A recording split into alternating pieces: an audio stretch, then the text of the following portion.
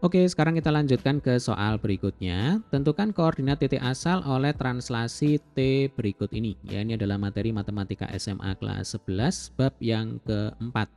Soal yang A, titik A ya X, Y ditranslasi oleh T min 1, min 6 hingga menjadi A aksen 7, min 4 ya. Jadi A aksen itu adalah koordinat titik bayangan, sementara A ya X, Y ini adalah koordinat titik asal. Nah, tugas kita di sini adalah menghitung berapa nilainya X, berapa nilainya Y ya.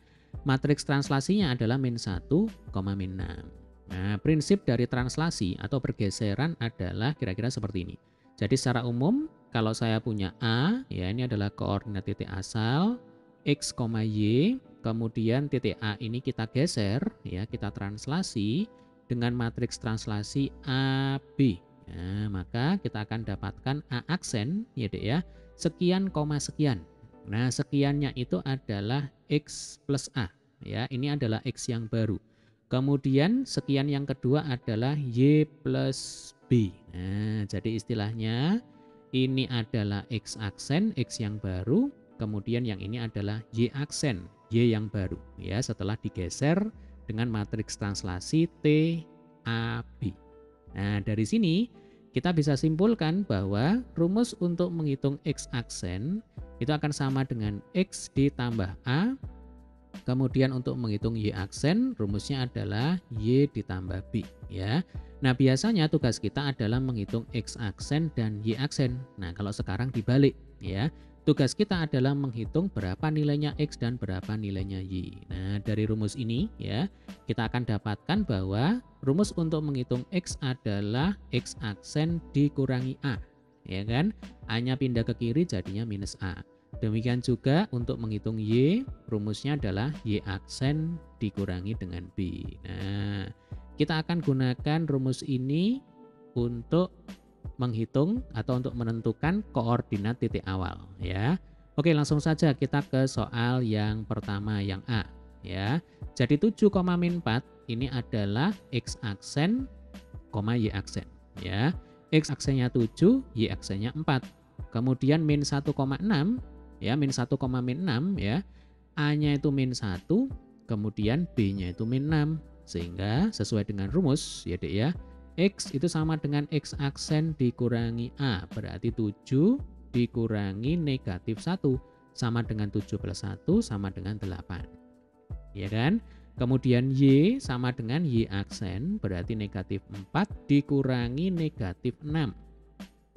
Maka min 4 ditambah 6 sama dengan 2.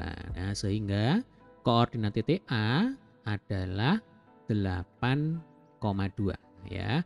Jadi X-nya 8, Y-nya 2. Gampang ya Dek ya, tinggal dikurang-kurangkan saja. Oke, kita geser ke soal yang B ya, caranya sama.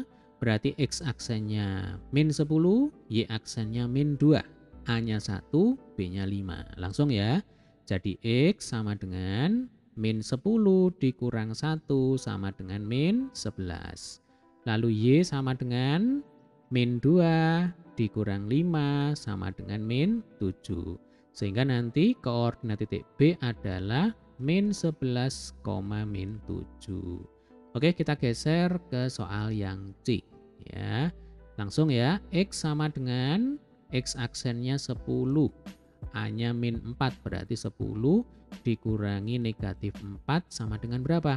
Sama dengan 14 ya. Kemudian Y sama dengan min 3 dikurangi 6 sama dengan min 9. Sehingga koordinat titik C adalah 14, min 9. Oke, kita geser ke soal yang D ya. X aksennya 5, Y aksennya 9. Maka X sama dengan 5 dikurangi negatif 5 ya, sama dengan 5 plus 5 berarti ini 10. Sekarang Y sama dengan 9 dikurangi negatif 9. Nah, sama dengan berapa? Ya sama dengan 18. Sehingga koordinat titik D adalah 10,18 ya.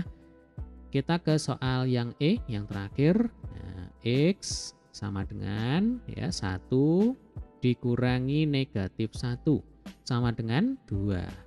Ya kan? 1 plus 1 sama dengan 2. Kemudian Y sama dengan 6 dikurangi negatif 6. Berarti negatif ketemu negatif positif. Nah, 6 plus 6 sama dengan 12 ya. Maka koordinat titik E adalah 2,12 ya. Gampang ya. Oke, sampai ketemu di video pembahasan soal selanjutnya.